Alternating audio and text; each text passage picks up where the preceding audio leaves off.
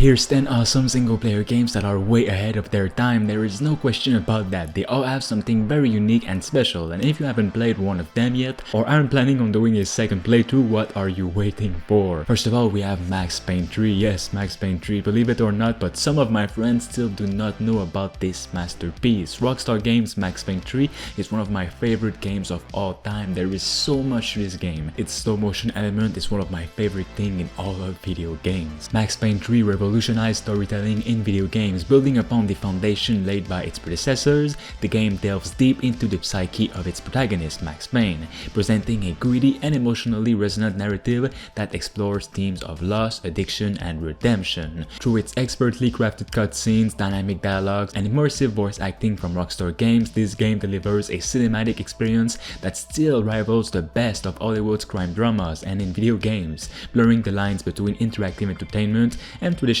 storytelling mediums. The game also pushed the boundaries of gameplay innovation, particularly in the realm of third-person shooters. Its signature bullet time mechanic, introduced in the original Max Payne, returns in full force, allowing players to slow down time during intense firefight, strategically dodging bullets and dispatching enemies with absolute style. Next up, we have Metro 2033. This game captivated players with its absolutely immersive atmosphere, its haunting narrative, and survival horror elements. Set in the post-apocalyptic Moscow subway system, the game offered a unique blend of first-person shooting and stealth gameplay.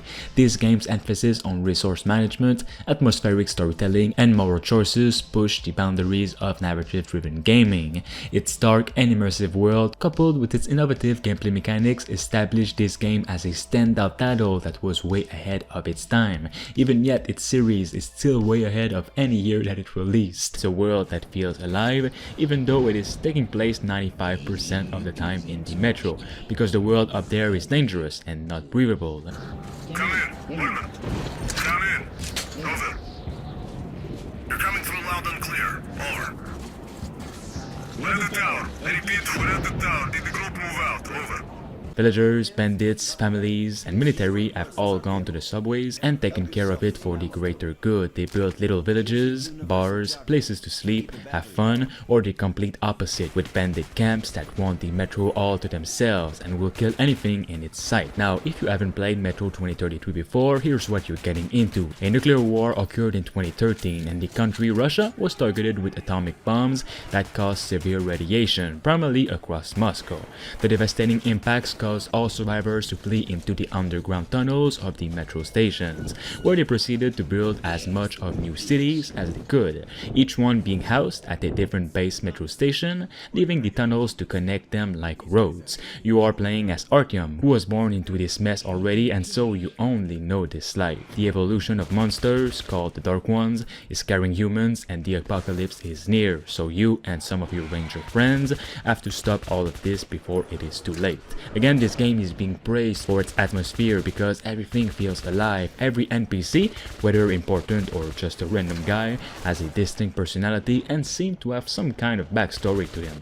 You hear them talk, going about their lives and daily things. They'll talk about their past, what they're up to, and sometimes you might even feel bad for killing them. Next up, we have Mad Max. This game stands out for its massive open world design and innovative vehicle combat mechanics. Released before the resurgence of open world games, this game offered a vast and visually stunning post-apocalyptic world to explore, filled with unique characters and dynamic events. This game is full of things to do, and the game's emphasis on vehicular combat, customization, and survival mechanics set it apart, laying the groundwork for future open-world titles to follow. Mad Max really created something special with open-world games, and a lot of new games after that copied it.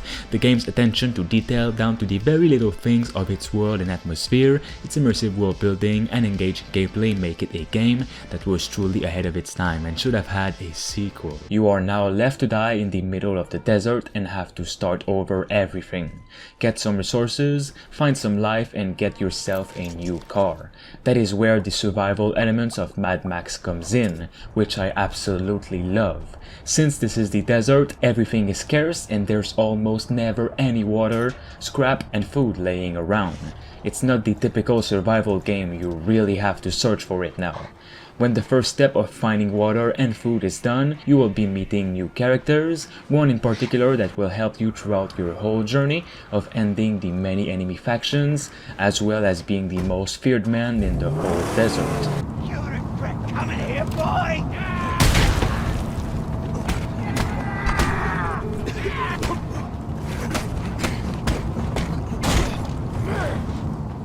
You will suffer!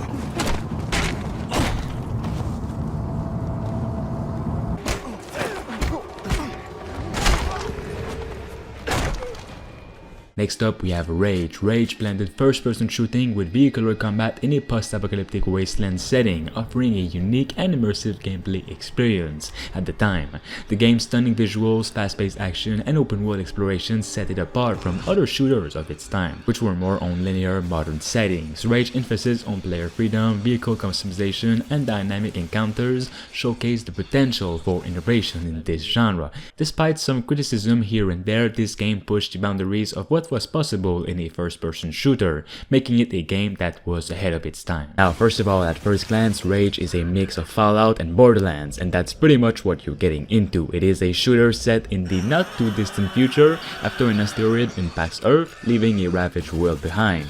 You emerge into this vast wasteland to discover humanity, working to rebuild itself against such forces as bandit gangs, mutants, and the Authority, which is an oppressive government regime that has a special interest in you in particular.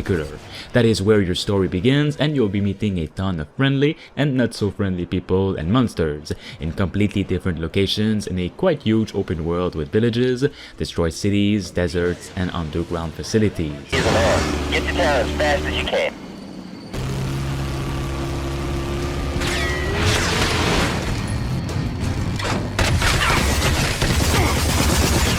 For a game that released in 2011, the overall animations of this game are still top notch. Each characters actually feel alive when they're talking to you. They have emotions, all the way to the weapon animations, which are still extremely good and could compete with today's standards. I feel we've really lowered our standards in terms of animation in games. Today's games are all centered on gameplay and grinding, which is good in some ways, but the animations are what makes the game immersive. Next up we have Days Gone. Man, I actually remember this game's first gameplay reveal. It just blew everyone's expectation.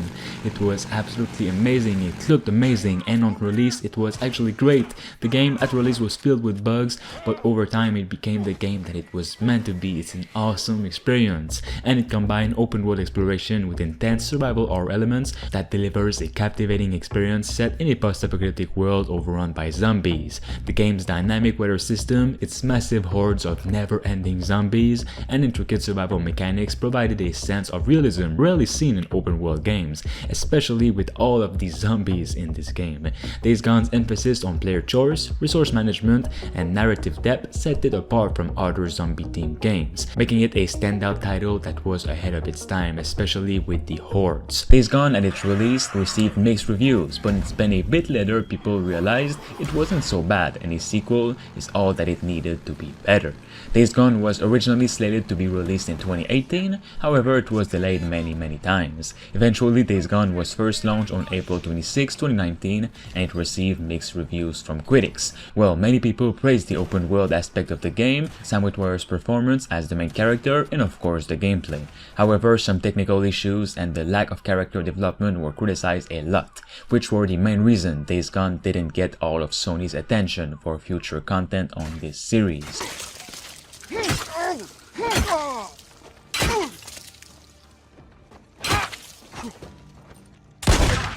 So, Days Gone at its core is an action-adventure survival horror game. It wasn't embraced with open arms in April 2019, but many gamers have now admitted that Days Gone is indeed one of the most underrated PS4 exclusive in 2021. Something to note is that zombie games do not have the same massive popularity as they did years and years ago. Think about it, TV shows, films, and games have been bombarded by zombies ever since the zombie boom of the early 2010s. I think that this slow migration away from zombies in video games is the reason why Days Gone was not a massive success. This game would have been probably reviewed better if it was released when television shows such as The Walking Dead were dominating the entertainment industry. Next up, we have Battlefield 4 single player. First of all, the multiplayer for this game absolutely redefined the modern first-person shooter genre with its large-scale multiplayer battles, destructible environments, and its dynamic weather systems. But most people forget about its awesome single-player campaign. I absolutely loved it. Its levels are really great and so realistic.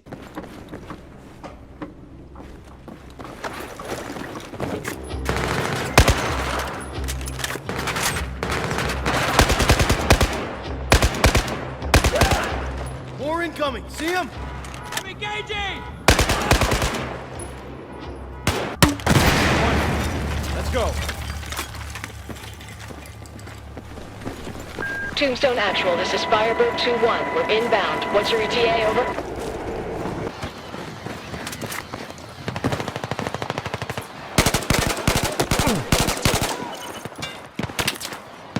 To this day, there are still more than 4,000 players in-game in total, and that is still quite a lot because not even 2 months ago, the game had 10,000 players. The latest game, Battlefield 2042, received a massive new update, and so people left for a bit, but with the concerning future of Battlefield 2042, no doubt the players will come back to this masterpiece. Now enjoy these beautiful clips.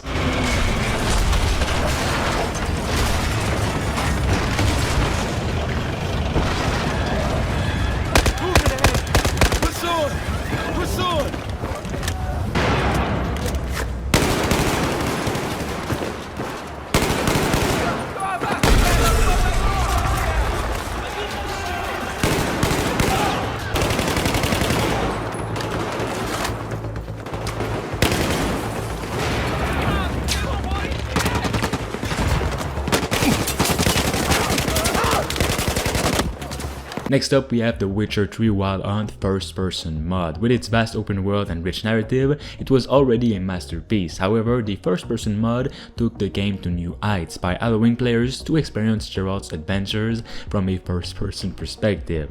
This mod not only enhanced the immersion, but also showcased the flexibility and the creativity of the modding community. It's not like a simple mod, it's just a complete... It's just like if you're playing a first-person game. The Witcher 3's already engaging world and storytelling, combined with this first-person mod, offered a fresh and immersive experience that is still ahead of its time. Even though I passed this game already, I just had to start another playthrough for it once more just to enjoy it in first person. Finally, I have an excuse to play it again, and maybe it'll be a new excuse for you guys too. All credits goes to the modder, which is created by CRTHTR on nexusmods.com. I truly respect people that go all in to create something so special like this. It also offers you to switch between third person and first person at any time too, if you guys were wondering, and with both view, you 100% see all of the wonderful details the game has to offer, from the animations, the lighting, and the graphics overall. If any of you still hasn't played The Witcher 3 because maybe you don't like third person games, or you just haven't had the time yet, which I don't know how you wouldn't have the time, well, this first person mod is the way to go, as it just feels like a new Skyrim or just a new Kingdom Come Deliverance game, and I love this game too, and it looks beautiful like Kingdom Come Deliverance, and I'm all up for it. Next up, we have the Saboteur. The Saboteur offered a unique take on the open world genre with its noir inspired atmosphere and emphasis on stealth and sabotage, but the main gameplay element is how the game becomes alive. But the main gameplay element of this game is how the colors come back to life after you liberate every part of the open world. Set in a Nazi-occupied Paris during World War II, the game featured a vibrant black and white art style with splashes of color representing areas liberated from the Nazis. Saboteur's dynamic environment, moral choices, and innovative stealth mechanics set it apart from all open world games of its time. Its emphasis on player freedom and unconventional storytelling made it a standout title ahead of its time. Like Mercenaries, The Saboteur is an open world sandbox game that benefited from a really impressive scope and ambitious gameplay elements, but ultimately failed as it wasn't very appealing to the mainstream audience.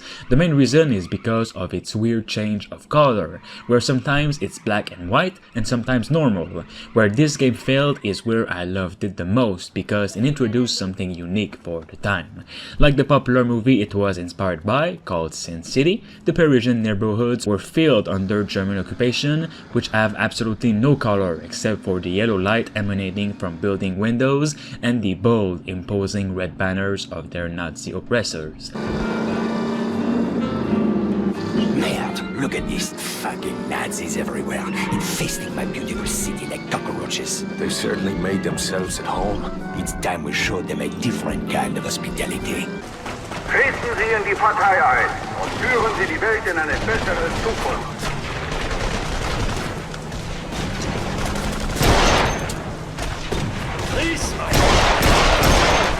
Next up we have Ryse, Son of Rome. Man, what a masterpiece that just came out at the wrong time and was forgotten because of it. This game pushed the boundaries of graphical fidelity and cinematic storytelling on the Xbox and on PC. The game's stunning visuals, lifelike character models, and attention to detail showcase the power of next-gen hardware. The game's innovative combat system, which seamlessly integrated melee and ranged combat with cinematic executions, provided a visceral and brutal immersive experience. While criticized for its linear gameplay, Ryse demonstrated the potential for cinematic storytelling in gaming, setting a new standard for graphics and immersive experiences. You in there! Get to the ship! You're being evacuated! Go on! Get out there! Come on! Moving! Everyone must evacuate! By order of Commander Battalion! Who's organizing The south gate has fallen! The city will be overwhelmed! Get these people to the boats! Yes, sir. We must fall back now. Dead! Dead! He must be dead! Should we fall back? Do we have a rally point? I don't know. Did anyone expect this? Our men can't hold out much longer.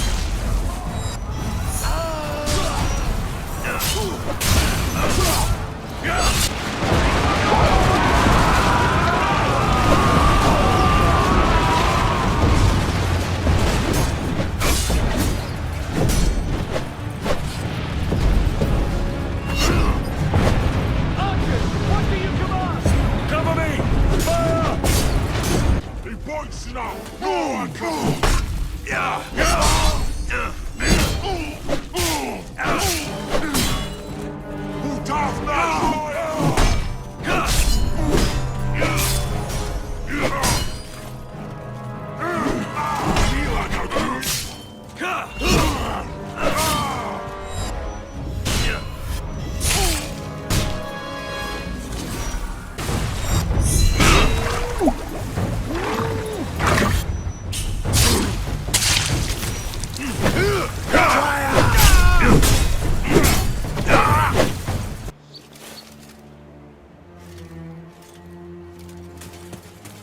Finally, we have the first Space Marine. It offered a visceral and action-packed experience set in the grimdark universe of Warhammer 40k.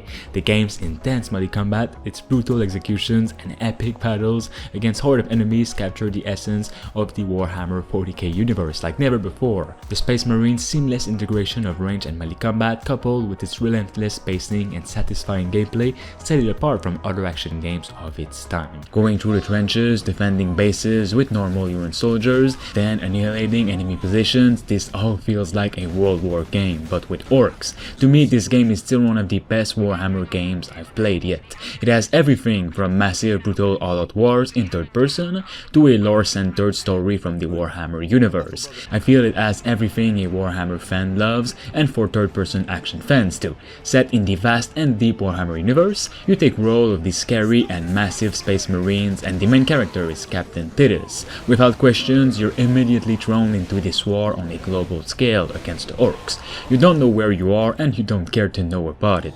You're a Space Marines, and Space Marines don't ask questions. They just do the job asked and get on with it. That is also a part of what makes them so badass, because they're simply killing machines, causing chaos and annihilating everything in their path. You have everything, or will find everything that's usable as weapons or melee combat, from a range of snipers, grenade launchers, assault rifles, to longswords and massive hammers.